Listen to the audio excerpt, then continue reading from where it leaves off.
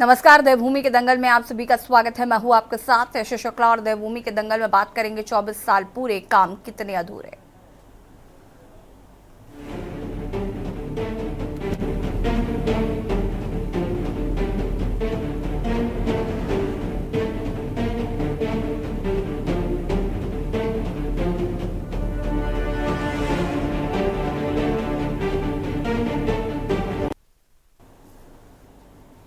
उत्तराखंड राज्य आज अपना 24वां स्थापना दिवस मना रहा है। यूपी से अलग राज्य बनाने के लिए उत्तराखंड वासियों ने लंबी लड़ाई लड़ी, तब जाकर सन 2000 में अलग राज्य बना। वहीं राज्य स्थापना दिवस के अवसर पर मुख्यमंत्री धामी ने शहीद राज्य आंदोलनकारियों को श्रद्धांजलि दी।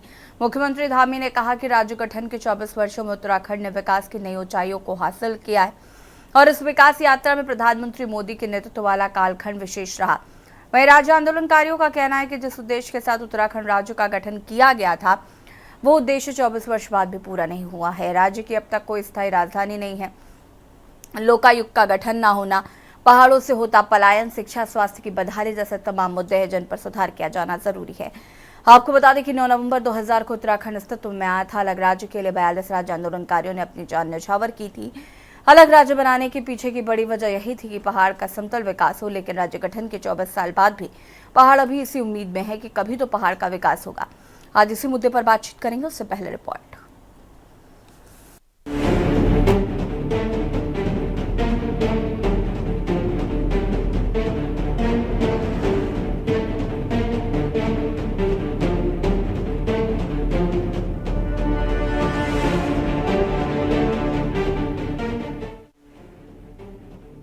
उत्तराखंड ने अपनी स्थापना के 24 वर्ष पूरे कर लिए हैं। नवोदित राज्य उत्तराखंड अब अपने 25वें वर्ष में प्रवेश कर चुका है। 9 नवंबर 2000 को देश के अस्तित्व में आया उत्तराखंड के गठन के 24 साल पूरे हो गए हैं। राज्य स्थापना दिवस के अवसर पर प्रदेश भर में कार्यक्रम आयोजित किए गए।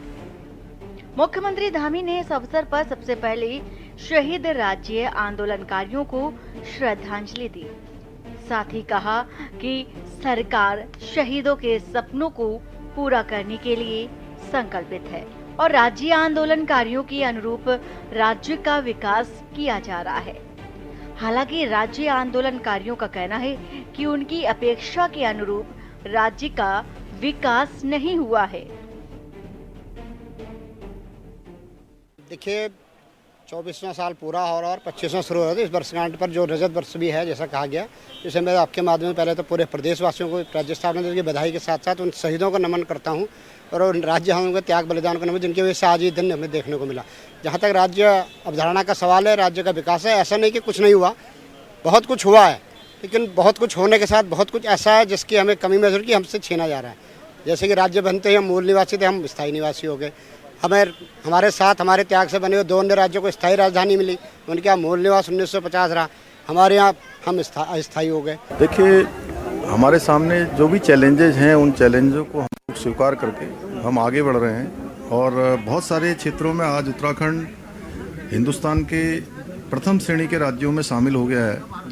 अगर हम आज SDG सस्टेनेबल डेवलपमेंट गोल्स, सतत विकास के लक्ष्यों की प्राप्ति की नीति आयोग की रिपोर्ट पिछले इस वर्ष की देखेंगे तो उस सूचकांक में हम पूरे देश में नंबर 1 पर आए हैं। हम स्टार्टअप के क्षेत्र में आज अचीवर्स की श्रेणी में थे, हम लीडर्स की श्रेणी में आए हैं। हमारी बेरोजगारी दर राष्ट्रीय औसत से आगे कम हो गई है, मतलब कि 4.4% का उसमें कमी आई है। मतलब अधिक रोजगार देने वाले राज्यों की श्रेणी में हम आए हैं। 1.3 गुना की GSDP यानी कि 33% की GSDP में हमारी वृद्धि हुई है। देखिए, हम क्या थे, हम क्या हैं और क्या होंगे अभी। आओ मिल बैठकर ये विचारे हम सभी। जब ऐसे मौके आते हैं तो हमने क्यों राज्य मांगा था, आज राज्य की हालत क्या है और भविष्य में क्या होने वाली है, इस पर चर्चा जरूर होनी चाहिए। राज्य के जो वो मूल मुद्दे, जो मूल विषय जिनके लिए राज्य बनाया गया था, आज भी पहाड़ में इलाज नहीं मिल रहा है। आज भी पहाड़ के आंतरिक क्षेत्रों में, दूर दराज के इलाकों में, जिला अस्पतालों में डॉक्टर नहीं है, दवाएं नहीं है, मशीनें काम नहीं कर रही हैं। सड़कों का हाल ये है कि दुर्घटनाओं में लोग मर जा रहे हैं। पूरे राज्य के अंदर स्थिति ये है कि स्कूलों में प्रिंसिपल नहीं है, टीचर्स नहीं है। आपको बता दें कि 9 नवंबर 2000 को उत्तराखंड अस्तित्व में आया। अलग राज्य के लिए 42 राज्य आंदोलनकारियों ने अपनी जानें न्यौछावर की। अलग राज्य बनाने के पीछे की बड़ी वजह यह थी कि पहाड़ का समतल विकास हो, लेकिन राज्य के गठन के 24 साल बाद भी बिहार अभी विकास की उम्मीद लगाए बैठे हैं। पहाड़ प्रदेश की अब तक कोई अस्थायी राजधानी नहीं है। लोकायुक्त का गठन न होना, पहाड़ों से होता पलायन, शिक्षा, स्वास्थ्य की बदहाली जैसे तमाम मुद्दे हैं जिन पर सुधार किया जाना जरूरी है। 24 वर्षों में निश्चित रूप में हम लोगों ने राज्यगत संघर्ष के बदौलत हमें राज्य मिला, 42 शहादतें हुई और राज्य स्थापना दिवस को आपके चैनल के माध्यम से मैं ये शहीदों को नमन करते हुए सब प्रदेशवासियों को बधाई भी देता हूँ। साथ ही क्योंकि जब हम 24 कदम 25 कदम आगे चल पड़े हैं तो निश्चित रूप में उसमें हमने कई चीज़ें प्राप्त भी करी हैं। अपने आप में राज्य का नाम साथ में लगना एक बड़ा गौरव की बात होती है। हमारे यहाँ से चाहे वो ब्यूरोक्रेसी में गए हों, चाहे शिक्षा के क्षेत्र में गए हों, खेल की दृष्टि में गए हों, मैं उत्तराखंड को जो है भारत का माथा शुरू से मानता हुआ चलता हूँ। कि निश्चित तौर पर जब ये आंदोलनकारी, क्योंकि मैं भी एक राज्य आंदोलनकारी हूँ, मैंने भी इस राज्य के लिए आंदोलन किया, तो जब हमारे सपने थे, निश्चित तौर पर आपने तब देखा होगा 2000 से पहले कितने मेडिकल कॉलेज थे, कितने पॉलिटेक्निक थे, कितने ITI थे। हम पर एक कलंक होता था कि, मुझे कहना तो नहीं चाहिए पर एक कलंक होता था कि जब हमको बाहर के लोग कहते एक बुला ले आना, बुला शब्द का क्या था, एक नौकर ले आना। लेकिन आज हमारा आप देखेंगे कई प्रदेशों में हमारे IAS अधिकारी हैं। देखिए, राज्य इन 24 सालों में काफ़ी कुछ हुआ है, इसमें दो राय नहीं है। अब उस समय हमारी GDP क्या थी, आज क्या है, और उस समय कितनी सड़कें थी, आज कितने स्कूल कॉलेजेस थे, कितने इंजीनियरिंग कॉलेजेस थे, वो सारा इंफ्रास्ट्रक्चर के मालूम। इंडस्ट्री देख लो, बहुत सारी इंडस्ट्री भी आ गई है, इसमें दो राय नहीं है। देहरादून की हालत देख लो, क्या था देहरादून, आज पता जो 10 साल 15 साल बाद जो देहरादून आएगा हमको वो सोचेगा हम कहाँ चले आए। कुल मिलाकर राज्य गठन के 24 साल बाद भी पहाड़ों का विकास अब तक न होना बेहद चिंता का विषय है। हालांकि सरकार आगे भी प्रदेश के विकास का दावा तो कर रही है, लेकिन पहाड़ों से होते पलायन, परिसंपत्तियों का अब तक बंटवारा न होना, सशक्त भू कानून का अब तक लागू न होना, मूल निवास, स्थायी राजधानी, लोकायुक्त जैसे तमाम मुद्दे हैं जिन पर समय समय की सरकारों ने बातें तो बहुत की, लेकिन कोई खास कार्रवाई नहीं की। अब देखना होगा कि क्या डबल इंजन की सरकार में इन सब समस्याओं का समाधान होगा या फिर नहीं। Uttarakhand desk report.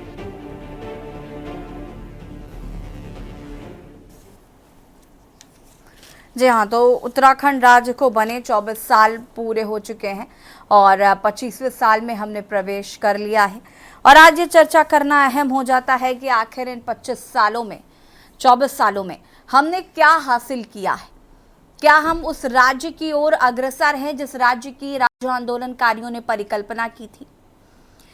सरकारें आई, सरकारें गईं, लेकिन सरकारों ने जो नेतृत्व किया उससे कितना विकास पहाड़ का हुआ, ये सवाल है। स्थायी राजधानी अभी तक नहीं मिल पाई है, जिसको लेकर कई सवाल खड़े हो रहे हैं कि आखिर 24 साल पूरे हो चुके और स्थायी राजधानी अभी भी नहीं। साथ ही साथ पलायन एक बड़ा मुद्दा उत्तराखंड के लिए हमेशा से रहा है और ये मुद्दा अभी भी है। लोकायुक्त का गठन न हो पाना एक बड़ा मुद्दा राज्य आंदोलनकारियों के लिए रहा है। कई मुद्दे हैं जिन पर लंबे समय से एक चर्चा चलती आ रही है और आज 24 साल पूरे होने पर ये पूछना ज़रूरी हो जाता है कि आखिर जिस राज्य की परिकल्पना राज्य आंदोलनकारियों ने की थी, क्या आज हम उस मुकाम पर आकर खड़े हुए हैं, क्या हम उस पायदान पर हैं। आज हम इसी पर बातचीत करेंगे। मेहमान हमारे साथ जुड़ चुके हैं, उनसे आपका परिचय करा देते हैं। संजीव वर्मा जी, प्रदेश प्रवक्ता बीजेपी, हमारे साथ जुड़ चुके हैं। आशीष नौथिया जी, प्रदेश प्रवक्ता कांग्रेस, हमारे साथ जुड़ चुके हैं। पीसी थपलियाल जी, वरिष्ठ नेता यूखेडी। हमारे साथ जुड़ चुके हैं रामलाल खंडूरी जी, महामंत्री राज्य आंदोलनकारी, हमारे साथ जुड़े हुए हैं। सबसे पहले तो आप सभी का स्वागत है और बधाई भी। 24 साल पूरे हो चुके हैं उत्तराखंड राज्य को बने हुए, और उन तमाम राज्य आंदोलनकारियों को बधाई जिन्होंने इस राज्य को अलग करवाया था, जो चाहते थे कि उत्तराखंड राज्य अलग होगा तो यहाँ पर विकास जो है वो तेजी से होगा, पहाड़ की जो बदहाली है उस पर सुधार आएगा। शुरुआत रामलाल खंडूरी जी से ही करना चाहूंगी मैं। रामलाल जी, 24 साल पूरे हो चुके हैं, 25वें साल में हमने कदम रख लिया है। ऐसे में आप उत्तराखंड राज्य को आज कहां देखते हैं? जी धन्यवाद सर। सर्वप्रथम तो मैं आपके माध्यम से उत्तराखंड की महान जनता को 25वें राज्य स्थापना दिवस पर प्रवेश पे बधाई और शुभकामनाएं देता हूं, और उन राज्य आंदोलन के वीर शहीदों को नमन करता हूं, उन राज्य आंदोलनकारियों के त्याग बलिदान को नमन करता हूं, जिनकी बदौलत आज हम इस राज्य में रह रहे हैं, जिनकी बदौलत राज्य साकार व धरातल पर उतरा। जहाँ तक रहा राज्य के विकास की गति का सवाल, तो ऐसा नहीं, मैं नहीं कहता कि राज्य का विकास नहीं हुआ। आज से जब 2000 से पहले राज्य की स्थिति और आज की राज्य की स्थिति में बहुत जमीन आसमान का अंतर है, बहुत विकास भी हुआ है। और ऐसा नहीं कि बिल्कुल धरातल पे कुछ नहीं हुआ, धरातल पे हुआ है। उद्योग भी लगे हैं, सड़कें भी बनी हैं, स्कूल भी खुले हैं, डिग्री कॉलेज भी खुले हैं, लॉ कॉलेज भी खुले हैं, मेडिकल कॉलेज भी खुले हैं, सब कुछ खुला है। लेकिन ये खुला जरूर है, लेकिन जिस पर्वतीय राज्य की अवधारणा के लिए, जिन क्षेत्रों के लिए यह राज्य मांगा गया, वो अभी कहीं विकास की दौड़ में पिछड़ रहा है। विकास हुआ है, उद्योग लगे हैं, degree college, law college, medical college जितने लग रहे हैं वो सब के सब या तो रिस्पना के किनारे, या देहरादून के नदी के किनारे, या हल्द्वानी के गोला के किनारे, या इधर ही सीमित होकर रह गया, या हरिद्वार में। उद्योग लगे तो सारे हरिद्वार में। उससे हुआ क्या कि जो पलायन पहाड़ से दिल्ली उल्ली के लिए होता था वो अब यहीं होने लगा। जो हमारी नई पीढ़ी है वो उच्च शिक्षा के लिए आजकल, क्योंकि उच्च शिक्षा का समय है, हर एक को बीटेक कराना है बच्चे को, हर एक को हायर एजुकेशन दिलानी है, तो हायर एजुकेशन के जो इंस्टीट्यूट हैं वो सारे देहरादून या दिल्ली या मैदानी क्षेत्रों में। तो उससे पहले इंटर बीए करके, हाई स्कूल इंटर करके हमारा बच्चा फौज में भर्ती होता था, बीटीसी करता था, वहीं नौकरी करता था, नहीं होता था तो वहीं पे गाड़ी चला के, हल चला के, खेती बाड़ी करके वहीं रुका रहता था। लेकिन हर एक माँ बाप का आजकल सपना है कि उसने हायर एजुकेशन कराना है। तो हायर एजुकेशन के इंस्टीट्यूट कहाँ खुले? देहरादून, हल्द्वानी, देहरादून, नैनीताल, इधर। तो उधर से पलायन दुगनी गति से दिल्ली के बाद देहरादून की तरफ हो गया। तो आजकल बच्चे सब यहाँ पर हायर एजुकेशन के नाम पे आ गए। फिर उनके जो हमारे फौजी होते थे वो पहले रिटायर होते थे तो अपने गांव वापस जाते थे, फिर वहाँ पर। लेकिन अब उल्टा हो रहा है, फौजी माँ बाप कहते हैं भैया बच्चे को पढ़ाना, तो बच्चा देहरादून में, पिता फौज में बॉर्डर पे, और साथ में फिर परिवार को भी शिफ्ट कर देते हैं वो यहाँ पर। और उसके बाद वो फौजी भी रिटायर होकर यहीं एक ज़मीन लेके यहीं परमानेंट रह जाता है और पहाड़ की तरफ नहीं जा पा रहा है। जैसी, क्योंकि वहाँ पर रोजगार का साधन नहीं है, उच्च शिक्षा का साधन नहीं है, तो इसलिए थोड़ा सा इस तरफ मेरा सरकार से निवेदन है कि वो इस तरफ भी ध्यान देंगे। क्योंकि हो सकता है बहुत बड़े उद्योग पहाड़ों में ना लगे, रॉ मटेरियल का बहाना हो सकता है कि वहाँ पर नहीं होता, लेकिन जो डिग्री कॉलेज है, लॉ कॉलेज है, इस तरह के इंस्टीट्यूट हैं, ये तो पहाड़ों में खुल सकते थे ताकि वहाँ का बच्चा वहीं पढ़ता, वहीं कुछ लोगों को रोजगार मिलता। जब वहाँ पर बच्चे पढ़ेंगे तो वहाँ पर किराए पे दुकानें भी जाएंगे, लोगों के मकान किराए पे जाएंगे, सामान भी बिकेगा, कुछ बच्चे वहीं पढ़ के वहाँ रोजगार भी लेंगे। तो ये माध्यम हो सकते थे, इस पर सरकार को विचार करना है। पहले भी घुड़दौड़ी में एक इंजीनियरिंग कॉलेज है, तो क्यों नहीं खुल सकते इस तरह के? तो इनको सरकार को इस पर भी फोकस करना है। और जो हम राज्य आंदोलन में नारा लगाते थे कि गैर शरण नहीं लखनऊ चाहिए, तो वो लखनऊ से हमें गैर शरण की हमारी मांग थी। गैर शरण पे गैर शरण पंप लाइन वो देखिए, और एक स्थायी का अस्थायी जो शब्द हमारे साथ लग गया है, ये हमारे लिए बड़ा दुर्भाग्यपूर्ण है। पहले हम मूल निवासी होते थे राज्य बनने से पहले, राज्य बनते ही हमारे नीति निर्धारक अधिकारियों ने अस्थायी बना दिया, हमारा मूल निवास अस्थायी स्थायी कर दिया, राजधानी हमारी अस्थायी है। अब परिसीमन होने वाला, इस पर हमारी पहाड़ों की सीटें कम होंगी और इनसे हमारे राजनेताओं को ही नुकसान होना, हमें कोई नुकसान नहीं होना। हमारे को तो सिर्फ विकास के लिए जो धन बजट जाता है अधिक सीटों का, उसका नुकसान होगा। तो हमारे नेताओं को सोचना है, जो हमारी मांग रही है कि परिसीमन क्षेत्र के आधार पर हो, राजधानी का निर्धारण हो, और ये मूल निवास भू कानून जो आजकल जो ये बड़ा मुद्दा बना हुआ है, ये इसके पीछे भी रोजगार ही कारण था। राज्य आंदोलन का मुख्य कारण रोजगार था। अब लोगों को, बच्चों को ये लग रहा है कि अगर ये मूल निवास स्थायी निवास होता तो शायद हमारे लोगों को रोजगार मिलता। और ऐसे विचार उनके मन में इसलिए आते हैं क्योंकि जब वो सुनते हैं कि सिर्फ जो चिट्ठी बांटने वाला जो पोस्टमैन होता था, जो हमारे गांव का ही आदमी होता था, और गांव गांव चिट्ठियां बांटता था। हमारी बूढ़ी ताई, चाची, मामी, उनसे ही पूछती, बेटा मैं पढ़ने आ, तो ही पढ़ के सुना दे। तो पिता जब फौज से बेटे की चिट्ठी आती थी या किसी दूर दराज क्षेत्र में नौकरी करने वाली चिट्ठी, तो बेचारा पोस्टमैन अपने गडाली टूटी फूटी भाषा में उनको पढ़ा के। लेकिन आजकल सुनने में आ रहा है कि उन्हें तो हिंदी नहीं लिखने आ रही, तो वो क्या उन बच्चों को, क्या उन माता पिताओं को समझाएगा। तो इन सब चीज़ों पे सोचने, क्या हमारा युवा पोस्टमैन के लायक भी नहीं रहा।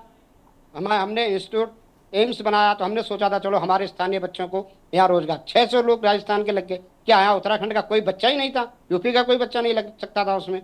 और हमारे आज मोदी जी ने स्थापना दिवस पर, हम वहाँ पुलिस लाइन में सुन रहे थे, बहुत ही अच्छा उन्होंने भाषण दिया, बहुत ही अच्छा हमें संदेश दिया स्थापना दिवस की बधाई देते हुए।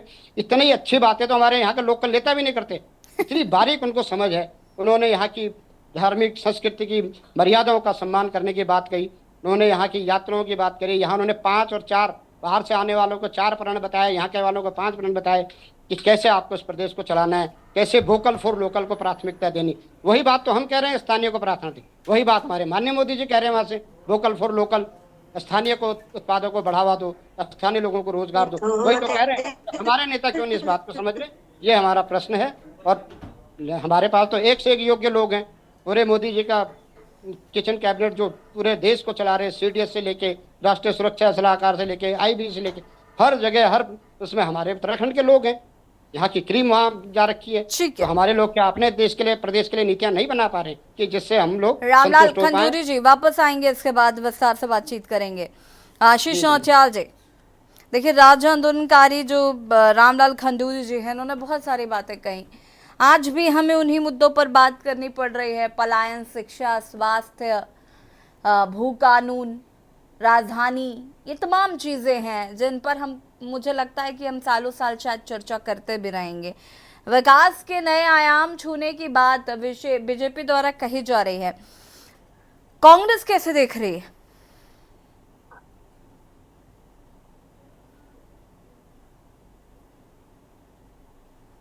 आशीष नौटियाल जी, हाँ जी। आवाज मिल रही है आपको? हाँ, यशु जी मिल रही है। क्या कहना चाहते हैं? 24 साल पूरे हो चुके हैं, कितने बेमिसाल हैं 24 साल, और बीजेपी तो कह रही है कि हम विकास के नए आयामों को छू रहे हैं। कांग्रेस कैसे देख रही है इसको? देखें, सबसे पहले मैं भी सभी राज्यवासियों को राज्य स्थापना दिवस की बधाई देना चाहूंगा। लेकिन बधाई देते हुए एक बात मन में आती है कि मैं उन बेरोजगारों को बधाई कैसे दूं जो आज रोजगार के लिए सड़कों पर बैठे हैं, जो इतने लंबे समय से धरना प्रदर्शन कर रहे हैं रोजगार के लिए, उनको रोजगार नहीं मिल पा रहा है। उन माता पिता को, जो अंकिता के माता पिता हैं, वो क्या सोचेंगे जब हम उनको शुभकामनाएं देंगे कि आज ऐसा राज्य जहां एक महिला को, लड़की को भारतीय जनता पार्टी के नेताओं द्वारा मार दिया जाता है और आज तक उसका खुलासा नहीं हो पाता है। कैसे हम उनको लोगों को बधाई दें जो आज भी अस्पतालों में इलाज के लिए ठोकरें खा रहे हैं, भटक रहे हैं, पर उनको इलाज नहीं मिल पा रहा है। आज ही मैं पढ़ रहा था अखबार के माध्यम से, एक पौड़ी की घटना थी जिसमें एक लड़की जो गर्भवती महिला थी, उसको लकड़ियों डंडियों के सहारे, कांडी के सहारे ऊपर से महिलाएं लाई और उसने परसों रास्ते में ही कर दिया। तो क्या मिला उत्तराखंड को? उत्तराखंड राज्य मिलने के बाद जरूर नेताओं की संपत्ति आय से अधिक हो गई, इतनी संपत्ति के मालिक हो गए, अपार संपत्तियां नेताओं के पास हैं, और इतनी संपत्तियां हैं जब कोई उन पे कार्रवाई करने की बात करता है, कोई इस बात को उठाता है, तो सरकार बिजनेस को इजाजत नहीं देती कि आप इसकी जांच कर सकें। इतनी अपार संपत्ति के मालिक हो गए हैं। नेता जरूर बने हैं, पर आम जनता आज भी वहीं की वहीं, बल्कि मैं तो कहूंगा उससे भी नीचे जाके खड़ी हो चुकी है। हमने क्या सपना देखा था उन राज्य आंदोलनकारियों ने जिन्होंने शहादतें दी हैं, उन्होंने क्या सपना देखा था? कुछ लोग निश्चित जब राज्य आंदोलन चल रहा था उस टाइम के लोग हैं, और उसके बाद उन्होंने अपने अपने हिसाब से पॉलिटिकल पार्टियां ज्वाइन कर ली और पॉलिटिकल पार्टियों में चल रहे हैं। लेकिन उन जिन्होंने अपने बच्चों की जान गंवा दी, अपनी जान गंवा दी, उन लोगों को आखिर क्या मिला? देखिए, राज्य जरूर बना है, राज्य की परिकल्पना जिसने करी, जिस सोच के साथ परिकल्पना हुई, मुझे नहीं लगता वो सब कुछ मिला है। आज तक राज्य को एक अस्थायी राजधानी नहीं मिल पाई, और जबकि हम 3-3 विधानसभा बना रहे हैं। अब देहरादून में विधानसभा है, गैरसैंण में विधानसभा बनाई गई है, अब रायपुर में विधानसभा बनाने की तैयारी हो रही है। पैसा अति अपार खर्च हो रहा है, राज्य को कर्ज के ऊपर कर्ज में डाला जा रहा है। परसों आपके ही चैनल में डिबेट में बैठा हुआ था, जिसमें चर्चा हो रही थी कि राज्य को और कर्ज लेना पड़ रहा है विकास के लिए। बताएं ये किस प्रकार का विकास है। आज मैं भी डिस्पेंसरी रोड के अंदर गया हुआ था, राजीव गांधी कॉम्प्लेक्स जो मेन जगह है उसके बगल में गंदगी का अपार भंडार है। गंदगी साफ करने के लिए सफाई कर्मचारी नहीं है इन लोगों के पास, तो हर जगह तो स्थिति खराब है। अभी आपके चैनल के माध्यम से मैं सुन रहा था, सीएम साहब बता रहे थे अब नंबर 1 यहाँ भी हो गए, वहां भी हो गए, हर जगह आप नंबर 1 हो गए। देखिए, कागजों में लिखने में कुछ नहीं जाता, आप कागजों में कुछ भी लिखें। वो कौन लोग हैं टावर में चढ़ जा रहे हैं अपनी मांगों को लेकर। पेंशनर परेशान है, उसे पेंशन नहीं मिल पा रही है। हर तबका परेशान है, तो किस बात का आप बताएं। निश्चित राज्य मिला, पर राज्य की जो परिकल्पना की गई थी वो कुछ नहीं मिला। आज आप बताते हैं, आज मुख्यमंत्री जी बोलते हैं या बाहर के लोग आगे, दुनिया भर के लोग आ चुके हैं। निश्चित आए हैं तो किसकी सरकार है, कौन आने दे रहा है, उन पर कार्रवाई क्यों नहीं हो रही है। इतना भारी तबका आकर बस गया। पूरा डिस्पेंसरी रोड और पलटन बाजार के अंदर अगर आप बात करें तो दुकानों के बाहर जगह दुकानदार किराए में दे रहे हैं लोगों को खड़े होने के लिए और अपनी दुकान लगाने के लिए कि आप दुकानें यहाँ खोले, और उनसे पैसा वसूल कर रहे हैं। पूरे बाजार की रेड मार के रखी, बाहर के लोगों को बचाने का काम कर रहे हैं। तो उत्तराखंड राज्य की जो परिकल्पना की थी, मुझे नहीं लगता कि ऐसी कल्पना की होगी कि हमारा बच्चा आज भी पलायन करे, हमारा बच्चा आज भी बेरोजगार हो। मुझे नहीं लगता इस प्रकार की परिकल्पना की होगी। राज्य अपनी परिकल्पना में जिन्होंने शहादतें दी है वो उस पर खड़े नहीं उतरे, और नेताओं की निश्चित गलती है जिन्होंने सिर्फ राज्य के कर्ज लेने को ही विकास समझा। राज्य जितना कर्ज ले रहा है हम सोच रहे हैं उतना विकास हो रहा है, पर मुझे नहीं लगता इसे विकास कहते हैं। विकास तब होगा जब युवा हमारे रोजगार में होंगे, स्वास्थ्य व्यवस्था अच्छी होगी, शिक्षा अच्छी होगी, रोजगार अच्छा होगा, तो उसे हम विकास कह पाएंगे। ठीक है, वापस आएंगे पीसी थपलियाल जी। 24 साल पूरे हो चुके हैं, कैसे देख रहे हैं उत्तराखंड राज्य को? आपके अकाउंट में पर्याप्त बैलेंस नहीं है, इस कॉल को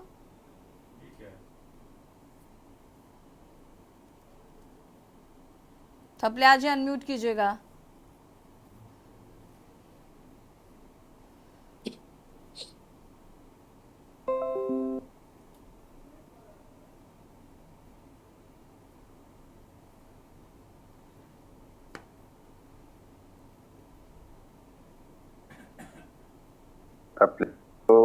नहीं मिलती। ठीक है, थपलियाल जी का शायद नेटवर्क प्रॉब्लम है, उनको वापस कनेक्ट करने की कोशिश करेंगे। आप सभी हमारे साथ बने रहिएगा। रुकेंगे छोटे से ब्रेक के लिए, जो लाजर होता है।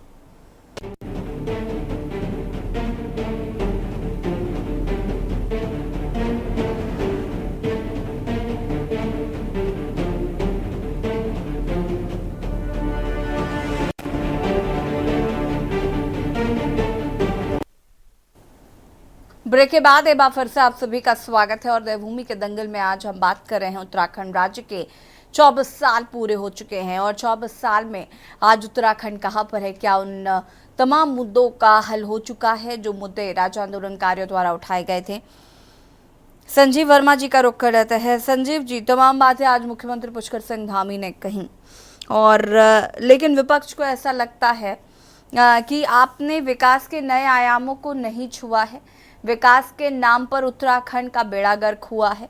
विकास के नाम पर उत्तराखंड की को जो मूलभूत सुविधाएं थी उससे भी वंचित रखा गया है लोगों को। पलायन, राजधानी, भू कानून जैसे मुद्दे आज भी अपनी जगह पर ही खड़े हैं। जी, सबसे पहले तो तमाम उत्तराखंड वासियों को आज राज्य स्थापना दिवस कि मैं अपनी ओर से, भारतीय जनता पार्टी की ओर से बधाई देता हूं, शुभकामनाएं देता हूं। और आज 24 वर्ष पूर्ण करके 25वें वर्ष में, सिल्वर जुबली वर्ष में उत्तराखंड प्रवेश कर रहा है।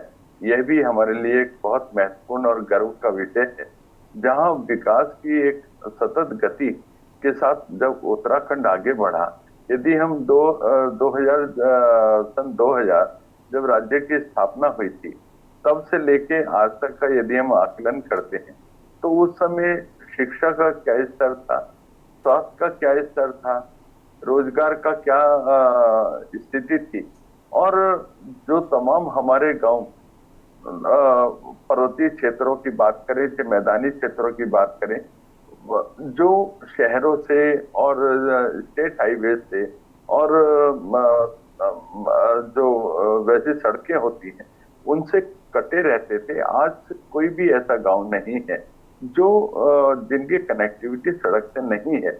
यानी कि और आज कोई ऐसी जगह नहीं है, चाहे हम पर्वतीय क्षेत्र की बात करें, चाहे कहीं और की दुर्गम क्षेत्रों की भी यदि हम बात करते हैं, हर जगह बिजली है, हर जगह पानी की व्यवस्था है, हर जगह स्वास्थ्य की व्यवस्था है। हर जिला चिकित्सालय में आज अपने ऑक्सीजन प्लांट है, तो तमाम डॉक्टर्स उपलब्ध हैं, सुपर स्पेशलिटी डॉक्टर्स उपलब्ध हैं, और 5-5 मेडिकल कॉलेजेस आज हमारी सरकार के द्वारा उत्तराखंड के तमाम क्षेत्रों में उपलब्ध कराए गए हैं। चाहे हम देहरादून, हरिद्वार, श्रीनगर, हल्द्वानी और इवन पिथौरागढ़ तक में अपने जो मेडिकल कॉलेजेस हैं उनके ऊपर लगातार काम हो रहा है। और यदि हम कनेक्टिविटी की यदि बात करते हैं, देखिए कनेक्टिविटी से रोजगार बिल्कुल एक तरह से सीधे तौर पर जुड़ता है, इसलिए कनेक्टिविटी के ऊपर मैं विशेष जोर देना चाहता हूं। हमारी सरकार के द्वारा, चाहे केंद्र सरकार हो चाहे राज्य सरकार हो, हमारी सरकारों ने कनेक्टिविटी पर विशेष बल देते हुए, चाहे एयर कनेक्टिविटी की हम यदि बात करते हैं, जोली ग्रांट एयरपोर्ट और पंतनगर एयरपोर्ट, दोनों ही उनका उच्चीकरण करते हुए इंटरनेशनल एयरपोर्ट हम लोग उनको बनाने जा रहे हैं। और दोनों ही जगह पर जो उनकी जो कनेक्टिविटी है तमाम राज्यों के साथ वो कनेक्ट हो गए हैं। और उससे बड़ा लाभ यह होने वाला है कि जो हमारा उत्तराखंड प्रदेश है, एक टूरिस्ट प्लेस है और एक श्रद्धा का केंद्र भी है। साथ साथ जिस तरह से हमारी चारधाम यात्रा चलती है, जब हमारी एयर कनेक्टिविटी मजबूत होगी, आज 13 के 13 जिलों में अपने हेलीपैड से हर जगह पिथौरागढ़ तक जो हमारी एयर कनेक्टिविटी है, हवाई जहाज आने जाने लगा है, जो 11-12 घंटे का सफर मात्र 55 मिनट में हम लोग पूरा कर रहे हैं। तो और जब हमारी कनेक्टिविटी बहुत अच्छी हो जाती है तो टूरिस्ट बहुत अधिक से अधिक संख्या में उत्तराखंड आएगा, तो जिससे रोजगार और स्वरोजगार के साधन बढ़ेंगे।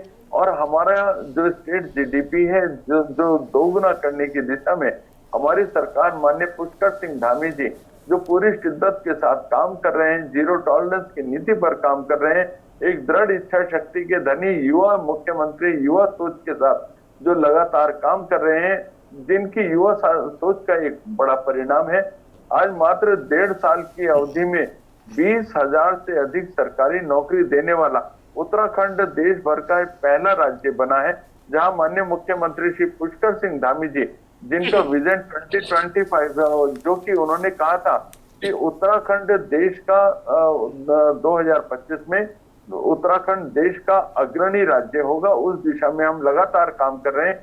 जहां हम नई युवा नीति उत्तराखंड को देने जा रहे हैं, जहां हम नई महिला नीति उत्तराखंड को देने जा रहे हैं, जहां हमने मातृशक्ति के उसको आर्थिक रूप से सुदृढ़ करने की दिशा में, समृद्ध करने की दिशा में लगातार जो एनजीओ के लिए हमने एक बड़े द्वार खोले हैं सरकार के, जहां उनको बहुत आसानी के साथ ऋण उपलब्ध हो रहा है, जहां उनके बनाए हुए उत्पादों के लिए मार्केटिंग की व्यवस्था सरकार के द्वारा की जा रही है, जहां मातृ शक्ति की सुरक्षा का पूरा ध्यान रखा जा रहा है। जो हमारी वृद्धावस्था पेंशन है उसको पहले आप यदि देखिए यशी जी, पहले परिवार में या तो जो बुजुर्ग होते थे या तो पति को या पत्नी को किसी एक को पेंशन दी जाती थी। हमारी सरकार में पति और पत्नी दोनों को वृद्धावस्था पेंशन की जो एक सुविधा है वो देने का काम किया गया। विधवा पेंशन की बात करें, वृद्धावस्था पेंशन की बात करें, दोनों में ही जो संजीव जी, आपने राशि है, देखिए ये तो आप मुझे ये बता रहे हैं कि आप क्या कर रहे हैं। मैं आपसे, लेकिन मैंने आपसे पूछा जो मुद्दे 24 साल से चले आ रहे हैं, वो मुद्दे 24 साल से अभी भी हैं। आप एक स्थायी राजधानी नहीं दे पा रहे हैं, इस बात को स्वीकार कैसे करेगा और कौन करेगा स्वीकार? ये जी, मैं आपकी बात का जवाब दे रहा हूँ। यशी जी, आपने राजधानी की बात करी, तो ग्रीष्मकालीन राजधानी बनाने का हमने अपना जो अभी 2022 का हमारा चुनाव 2017 का हमारा मैनिफेस्टो था, जो हमने जनता से वायदा किया था, उसमें हमने जनता से वायदा किया था कि हमारी सरकार आएगी तो हम गैरसैंण को ग्रीष्मकालीन राजधानी बनाने का काम करेंगे। हमने और हमारी सरकार ने ही ग्रीष्मकालीन राजधानी की घोषणा करी। एक कदम हम आगे बढ़े हैं, इसका मैं सोचता हूँ जनता को भी अप्रिशिएट करना चाहिए। पलायन रोकने की दिशा में हमने होम स्टे की जो जिस तरह से एक सेकंड संजीव जी, रोजगार देने का काम किया, तमाम फल पट्टी संजीव की जी, हम बात आपसे करें, किसने जैविक मांग खेती की करी थी कि आप हमको ग्रीष्मकालीन राजधानी दीजिए? हमें नहीं चाहिए ग्रीष्मकालीन राजधानी। स्थायी राजधानी की मांग की गई। हमने स्थायी राजधानी की मांग की है। हमने आपसे नहीं कहा था कि आप ग्रीष्मकालीन राजधानी लाके थोप दीजिए हमारे ऊपर। कानून की हो रही है, मांग भू निवास की हो रही है। एक सेकंड संजीव जी, नहीं, मैं नहीं सुनूंगी, मैं पहले मेरी बात सुनिए, बिल्कुल नहीं सुनना मुझे। रामलाल जी रुकिएगा आप। मेरा सवाल ये है, आपकी सरकार में ही भू कानून को इतना लचर कर दिया गया कि उत्तराखंड की आबादी क्या हो गई है, मुझे आपको बताने की जरूरत नहीं है। मुझे लगता है बेहतर पता होगा आपको उत्तराखंड में कहां कहां से लोग आके घुस गए, और ये आपकी सरकार में हुआ, किसी और की सरकार में नहीं हुआ।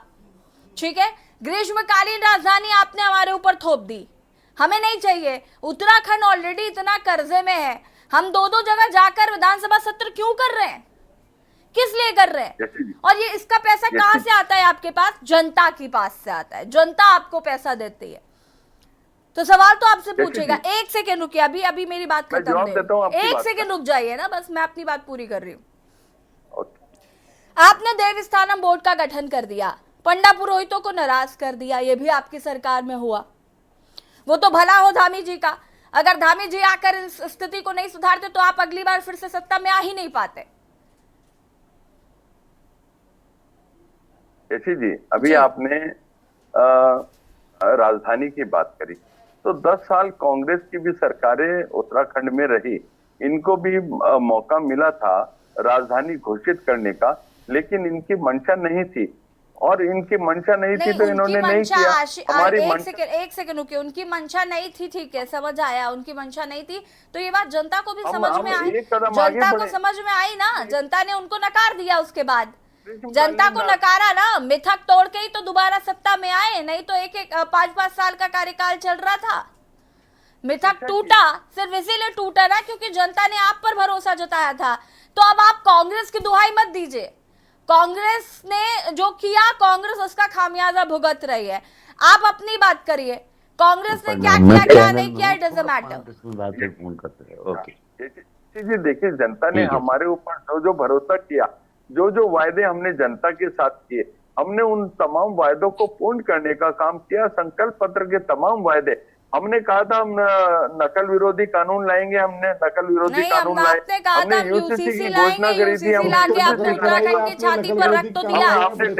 नहीं, ठीक है, आपने कहा था आप यूसीसी लाएंगे। पूरी तरह से डेमोग्राफिक चेंज के ऊपर एक प्रभावी रोक लगाने के लिए हमने, संजीव जी, आपने कहा था हम यूसीसी लाएंगे, और यूसीसी आपने उत्तराखंड की छाती पर रख दिया है, और ये न जाने कितने साल तक आप यूसीसी का ढिंडोरा फोड़ते रहेंगे, लेकिन यूसीसी का कोई मतलब नहीं है उत्तराखंड में।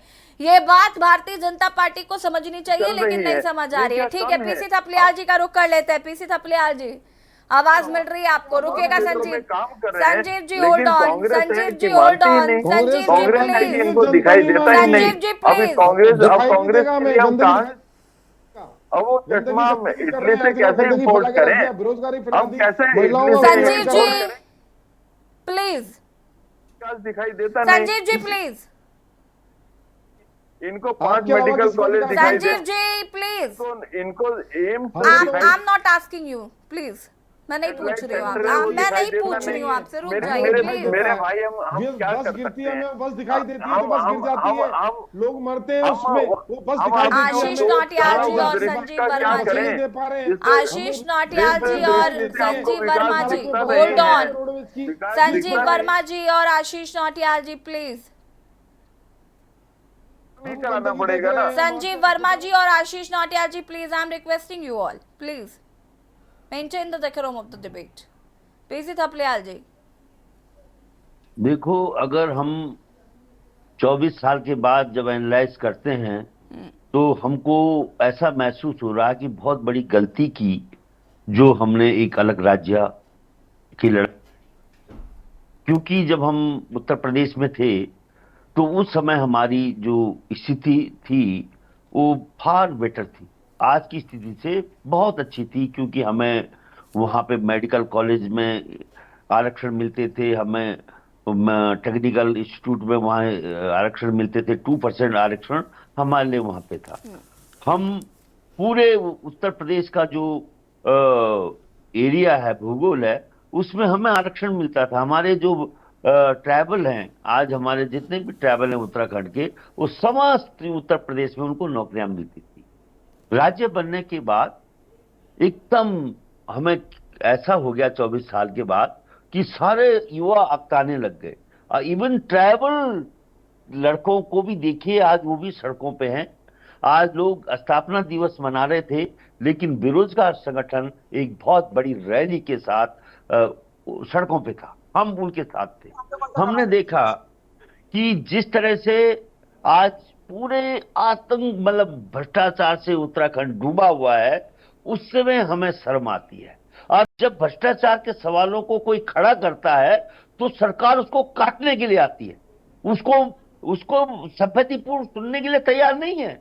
अगर बॉबी पवार अगर सचिवालय जा रहा है और सचिव को पूछ रहा है कि साहब ये जो यूपीसीएल का जो या उसको एक्शन दे रहे हो एक भ्रष्ट अधिकारी को, जिसमें कि खुद जिसका भ्रष्टाचार को मुख्य सचिव ने संज्ञान में लिया, तो उसको तुम चुपचाप फिर से 2 साल का एक्सटेंशन दे रहे हो, इसका जवाब दीजिए। तो उसमें उसके ऊपर क्या क्या हो रहा है, इस समय पूरा उत्तराखंड में एक बहुत बड़ी डिबेट इसी के ऊपर छिड़ी हुई है कि किस तरह से इस केस को देखें। बड़ा पूरा आईएएस एसोसिएशन, पूरा सचिवालय एक तरफ हो गया था, लड़ाई कहीं और जा चुकी है। लड़ाई अब उत्तराखंड की जो राजनीति है इनके हाथ से भी खिसकती जा रही है, क्योंकि आप ये देखिए कि आज उनको हिम्मत नहीं हो रही है कि बॉबी पवार को अरेस्ट कर दे। देखिए, आईएएस एसोसिएशन ने मुख्यमंत्री के आगे गए कि साहब इसको ये एफआईआर में ये लगे हुए हैं केसेस, इसको अरेस्ट करिए। बहुत ही ऐसे केस लगा रखेंगे जो बहुत ही खतरनाक हैं, और जिसका आसानी से अगर ये होता है तो हाई कोर्ट से हमें जमानत लेनी पड़ेगी। लेकिन इसके बावजूद भी सरकार कुछ नहीं कर पा रही है। तो अगर भारतीय जनता पार्टी के कोई भी नेता यहाँ पे कुछ भी बोले, लेकिन इस बारे में वो नहीं बोल सकते। आज उत्तराखंड हर साल जब हम देख रहे हैं तो कर्ज के तले डूबता जा रहा है। तो कैसा विकास, कैसे आंकड़े? आज उत्तराखंड 24 साल में अपने टांगों पे खड़ा नहीं हो पाया है। आज वो मजबूर है अपना कटोरा केंद्र के आगे हाथ पसारने के लिए। तो इन तमाम सवालों के बाद कि जो प्राकृतिक संसाधन थे, और इसमें सबसे बड़ा दुर्भाग्य हमने ये देखा कि 24 साल में हमारे पास कोई ऐसा नेता नहीं था, विजनरी नेता, जो इस राज्य के विकास की रास्ता को प्रशस्त कर पाता। इतनी अकूत संपदाओं का धनी ये राज्य पूरे माफियों के हाथ में जा चुका है। पूरा लूट हमारे इन 24 सालों में हमारे नेताओं को इतना धनी बना दिया इस राज्य ने कि हम दांतों तले उंगली दबाते रहे, पूछते हैं सरकार से कि इनकी आय से ज्यादा धन की इनका वो किया जाए इनकी, लेकिन सरकार उसमें आंख बंद कर दे रही है। हमने देखा सैन्य धाम में बड़ा भारी घोटाला हुआ, उसमें सरकार ने इवन विजिलेंस ने इसमें संज्ञान लिया। वो बिजनेस का व्यक्ति जिसने इसमें संज्ञान लिया जिसने ये बोला कि इतनी तारीख तक मुख्यमंत्री जवाब दे कि इस मंत्री का क्या किया जाए, उसको ही ट्रांसफर कर दिया गया। मतलब कुछ जो भी ये नियम कानून तुम्हारा जो सिस्टम है, सिस्टम टोटली फेल हो चुका है। पहले पहले अगर उत्तराखंड राज्य बना था, हमने देखा कि तिवारी जी आए पहली चुनी हुई सरकार में, उन्होंने कुछ उद्योग यहां पे लगाए, फिर हम उनको तो भी हम उनको बोलते थे कि नहीं नहीं, हमें इतना अच्छा नहीं मिल पा रहा है, जिसकी परिकल्पना लेकर ये राज्य बना। हमें सख्त भू कानून की जरूरत है, हमें यहाँ पे जो रोजगार परक जो उद्योग है उनको लगाने की जरूरत है। लेकिन जब तक यहाँ पे उद्योग आए और धीरे धीरे 2010 से उद्योग भी हमारे यहां से खिसकते रहे, जो एक उनको पैकेज मिलना था वो पैकेज भी इन लोगों ने हमसे छीन लिया। अब स्थिति ये है कि अब पूरी तौर से इस राज्य की स्थिति अनियंत्रित हो चुकी है। और इसको ये समझे ना समझे, आज जो आगे गिन रहे हैं कि यहाँ पे हॉस्पिटल बन गए, ये बन गया, लेकिन पहाड़ की स्थिति क्यों है? फिर पलायन क्यों हो रहा है पहाड़ में? पहाड़ में क्यों फिर शिक्षा स्वास्थ्य की सुविधाएं बिल्कुल जीरो से माइनस में जा चुकी है? इसका जवाब शायद इनके पास नहीं होगा, क्योंकि कमजोर लीडरशिप हमारे ऊपर थोपी जा रही है। हमारे इनको जो हमारे प्रधानमंत्री जी हैं, उनको मैंने मालूम नहीं क्या प्रॉब्लम है, वो सबसे कमजोर आदमी को यहाँ पे हमारे आगे रखते हैं। मुख्यमंत्री जो युवा युवा कहकर यहाँ पे हम लोग चिल्ला रहे हैं, लेकिन वो विजनलेस व्यक्ति है, वो नहीं संभाल पा रहा इस राज्य को। उसको जनता ने हरा दिया था, उसके बाद भी इन्होंने उसको जितवाया, और जितवाने के बाद हमारे सिर पे फिर बिठाया, और फिर वो व्यक्ति कितनी कोशिश, क्योंकि विजन न हो, 93.75% अकेले वोट मिले हैं माननीय मुख्यमंत्री जी को, आपको जानकारी होनी चाहिए। अरे वो समय बताएगा, समय आप नहीं पीछे जाओगे। और अभी आप बहुत बड़ी बड़ी बातें कर रहे थे। अब ये बताइए, 10 साल यहाँ पर कांग्रेस की सरकारें रही, उनमें क्या सरप्लस बजट हुआ करता था यहाँ पर? जवाब दीजिए इस बात का। मैंने ये तो नहीं बोला था कि उनके काल में यहाँ पे सरप्लस बजट हुआ है, कैसी बातें कर रहे हो? हम ये कह रहे हैं कि इस राज्य के जो प्राकृतिक संसाधनों में सबसे धनी है, वो राज्य आज कर्ज के तले डूबा हुआ, बिल्कुल उसकी अर्थव्यवस्था मुंह के बल में गिर चुकी है। जो हमारे को एक पहाड़ का क्या रोजगार था, पहाड़ के युवा के लिए फौज की भर्ती एक IAS से कम नहीं हुआ करती थी, तुमने उसको भी छीन लिया। मैं अभी यहाँ पे देखते जाइए कि किस तरह से युवा में जो उबाल है वो इनको बचा नहीं पाएगा। ये मैं आज 24 जो ये हमारा स्थापना दिवस है, इसमें मैं इनको आगाह कर रहा हूँ कि तुम्हें बचा नहीं पाएगा, और बद्रीनाथ केदारनाथ भी नहीं बचा पाएगा। अरे लूट मचाने वालों, तुमने इस राज्य को चलिए ठीक है थपलियाल जी, लूट लिया है तुमने। थपलियाल जी, कभी ना खत्म होने वाली चर्चा है ये, मुझे लगता है आज से 10-20 साल बाद भी हम ऐसे ही बात कर रहे हैं। रामलाल खंडूरी जी, रामलाल जी जी जी जी जी जैसी जी विपक्ष में बैठे हैं, ये विपक्ष में बैठे हैं, अप्रिशिएट तो करेंगे नहीं सरकार को। सरकार के जो अच्छे काम हो रहे हैं उसके लिए ये अप्रिशिएट तो कर नहीं सकते, इन्होंने आलोचना ही करनी है। संजीव जी, अब वो अप्रिशिएट क्या करें? अब आप खुद ही जब अपना बखान कर रहे हैं 15-20 मिनट तक आप केवल अपनी विकास योजनाएं गिनाएंगे, अब उसके बाद विपक्ष भी गिनाए क्या? जैसे जी जो हमने विपक्ष भी वही करने लगेगा तो सर खामियां कौन बताएगा? हम तो उसका उल्लेख कर रहे हैं। नहीं तो निंदक नियरे राखिए, उसका उल्लेख भी ना करें हम। नहीं संजीव जी, निंदक नियरे राखिए, ये झूठ की पाठशाला लगा के रखे। रामलाल खंडूरी जी जी जी मैडम जी, तमाम बातें यहाँ पर संजीव जी ने कही, मैं तमाम बातें सुन रहा हूँ, और विकास भी हो रहा है, सब कुछ हो रहा है। मैं तो ये कह रहा हूँ, जिनको रोजगार पत्र दिए उनको नियुक्ति पत्र क्यों नहीं मिला, ज्वाइनिंग क्यों नहीं हो रही है? आप रोजगार दे रहे हैं, मुख्यमंत्री के हाथों से दिला रहे हैं, 3 महीने बाद सुनने को मिल रहा है उनको ज्वाइनिंग ही नहीं मिली। आपने राज्य बनाया, श्रेय लिया, हमने वाहवाही करी, अटल जी को जिंदाबाद करी, 26 संशोधन लग गए, हमारी संपत्तियों पे हमारा अधिकार ही नहीं है। आपने कहा हमने राजधानी बना दी, हम कह रहे थे स्थायी राजधानी दो, वो ग्रीष्मकालीन दे दी, हम कह रहे पूर्ण बना दो। तो जो काम कर रहे हैं आज, हम कह रहे मूल निवास भू कानून ले आओ, वो कह रहे नहीं UCC लाएंगे। उसकी वाहवाही करो, चलो हमने उसकी भी वाहवाही कर दी, लेकिन उसमें तो लिखा है कि जो 1 साल से यहाँ रहेगा वो यहाँ का स्थायी निवासी बन जाएगा। तो मूल निवास और भू कानून तो हवा हुए, फिर उसकी तो जरूरत ही नहीं, फिर कहाँ मूल निवास की जरूरत रह गई जब 1 साल वाला कोई भी यहाँ का स्थायी और मूल निवासी हो जाएगा। जो 600 साल 6000 साल से यहाँ रह रहा है वो और वो बराबर हो गए, उनके रोजगार पे ढाका पड़ेगा। हम ये थोड़ी कह रहे हैं कि नेगी, थपलियाल, नोटियाल, राणा यही यहाँ के मूल निवासी हैं। हम कह रहे हैं वर्मा जी भी यहाँ के मूल निवासी जो 1950 से रह रहे हैं, जो यहाँ काजी मोहिउद्दीन रह रहे हैं नारसन से लेके पिथौरागढ़ तक, और यहाँ के गुरुंग, थापा, जैन, गुप्ता जो 1950, उनका भी हक छीना जा रहा है भाई, वो भी मूल निवासी हैं। उनके भी समझ में आ रहा है कि यार सही तो कह रहे हैं, ये हमारे भी बच्चों का रोजगार छीना जा रहा है। अब वो बिहार का मूल निवासी, उत्तराखंड का स्थायी निवासी, वो वहाँ भी वोट डाल रहा है, वहाँ भी रोजगार ले रहा है, उसके लिए उत्तर प्रदेश के 75 जिले भी और 13 जिले यहाँ भी, और यहाँ अपने सेटिंग से रोजगार भी पा जा रहे। हमारा लड़का जुलूस निकाल रहा है स्थापना दिवस के दिन, इसीलिए तो मूल निवास भू कानून की बात कर रहा है। उनको लगता है क्या पता हमारा रोजगार बच जाए। तो सरकार, माननीय मुख्यमंत्री जी बार बार हमें मिलते हैं, बार बार कहते हैं कि बहुत सख्त भू कानून ला रहा हूँ।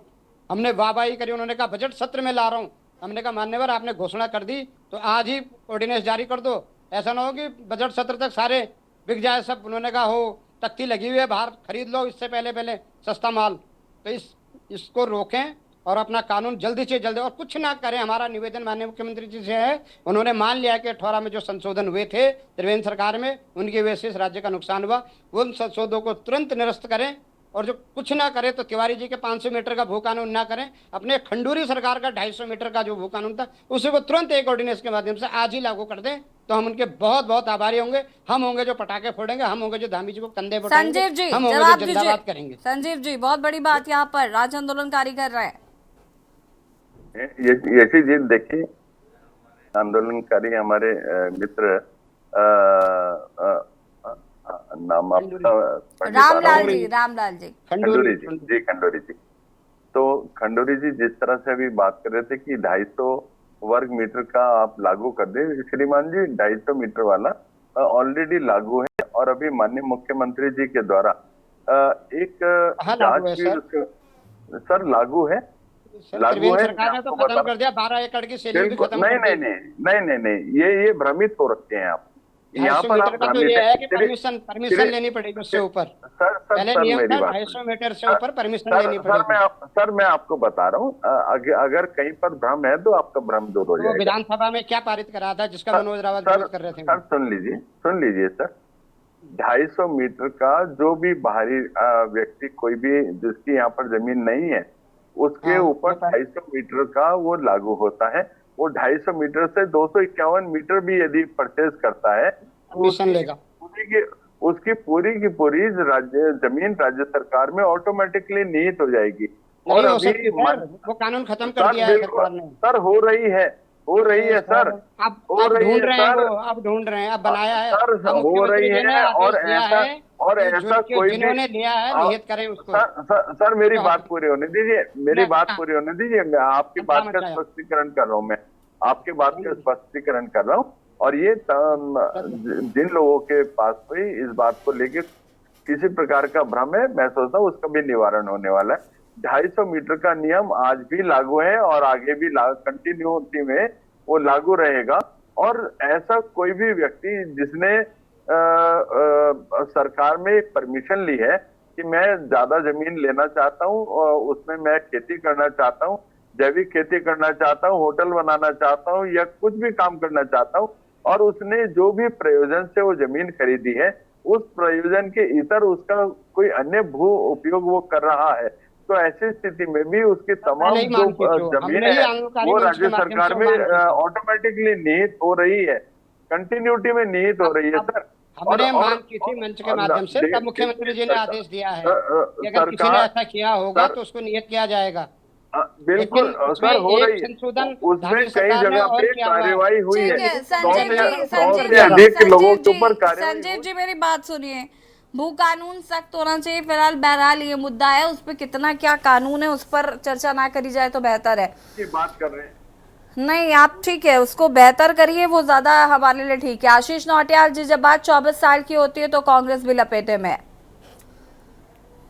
मूल निवास भू कानून आज लागू करा दो, हम कंधों में लेके चलेंगे, हम तो धामी जी के साथ हैं इस मुद्दे पे।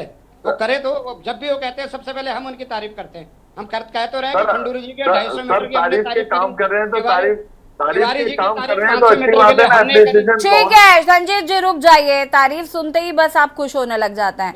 आशीष नौटियाल जी, आशीष नौटियाल जी, रामलाल खंडूरी जी, रामलाल खंडूरी जी, रुक जाइए जरा। संजीव जी, संजीव जी, संजीव जी, संजीव जी, प्लीज। आशीष नौटियाल जी। यसी जी, देखें जो 24-25 साल में जो उत्तराखंड के अंदर हुआ वो जनता देख रही है। किस प्रकार से यहाँ की भूमियां बेची गई, किस प्रकार से यहाँ गंदगी का अपार भंडार है, बेरोजगारी है। और संजीव भाई अभी कह रहे थे कि हमें अप्रिशिएट करो, तो निश्चित ही अप्रिशिएट करने की जहां बातें होगी आपको अप्रिशिएट किया जाएगा। लेकिन कुछ बातें ऐसी हैं जिसमें अप्रिशिएट करना बनता नहीं है। जैसे आपने विधानसभा भर्ती घोटाला किया, उसमें अगर आप अप्रिशिएट करेंगे तो आपको बुरा लगेगा। अंकिता हत्याकांड में आपको अप्रिशिएट करने की बात है तो बताएं। आप 24 घंटे के अंदर तीनों आरोपियों को जेल भेजने का सड़क के काम अंदर हमारे गंदगियों के सरकार के अपार द्वारा किया भंडार। गया। अच्छा, आपको आपको जानकारी इस होना पे भी चाहिए। करना चाहिए कि गणेश जोशी जी के ऊपर आय से अधिक संपत्ति का मामला है और आपने रुकवा दिया। इसके लिए अगर आपको अप्रिशिएट करना चाहिए तो आपको अप्रिशिएट करते हैं। बहुत अच्छा किया आपने कि आपने अपने मंत्रियों को बचाने का काम कर रहे हैं। मेयर साहब पे आय से अधिक संपत्ति का मामला है, लेकिन उनकी जांच नहीं होती। इसके लिए आपको अप्रिशिएट करना चाहिए। आप एक बात बताएं, किस चीज के लिए आपको अप्रिशिएट करें? दून अस्पताल जैसी जगह में अल्ट्रासाउंड नहीं हो पा रहा है, फिर आपको उसके लिए अप्रिशिएट करें कि आप अल्ट्रासाउंड मशीन नहीं लगा पा रहे हैं। आपने सड़कों के हर सड़क जगह गड्ढे ही गड्ढे पड़े हैं, पानी बह रहा है, सड़कों में नल लीक हो रहे हैं, पर ठीक करने वाला कोई नहीं आता। हमारी आंखों का इलाज कराइए, कांग्रेस को अपनी आंखों का इलाज कराना चाहिए कि राज्य के अंदर राज्य बेहाल है और उसमें आप कहते हैं आपको अप्रिशिएट करें, तो मुझे नहीं लगता कि इस बात से आपको भी खुशी होगी। ये संजीव जी, जब व्यक्ति आपको आपकी कमियां बताता है तो आप उसको आंखों के इलाज कराने की सलाह नहीं दे सकते। पूरा का पूरा उत्तराखंड अंधा नहीं हो सकता। जनता से वायदा किया था, अभी तक 2 साल के अंदर आप 10 मौके भी दे नहीं पाए। चलिए, सवाल जस के तस है और कहीं ना कहीं हम उम्मीद करते हैं कि आने वाले समय में उत्तराखंड राज्य जो है वो इन तमाम मुद्दों से उभरेगा। इन तमाम उत्तराखंड को राजधानी भी मिलेगी, उत्तराखंड का भू कानून भी सख्त होगा। हालांकि कब होगा ये देखना है। आप सभी का शुक्रिया चर्चा में शामिल होने के लिए। और देवभूमि के दंगल में बात कर रहे थे आज। 24 साल उत्तराखंड को पूरे हो चुके हैं, 25 साल में प्रवेश कर गया है उत्तराखंड। लेकिन जो सपना राज्य आंदोलनकारियों ने देखा था, क्या वो वाकई पूरा हुआ, ये सवाल है। देवभूमि के दंगल में फिलहाल इतना ही। देखते रहिए KN News India। नमस्कार।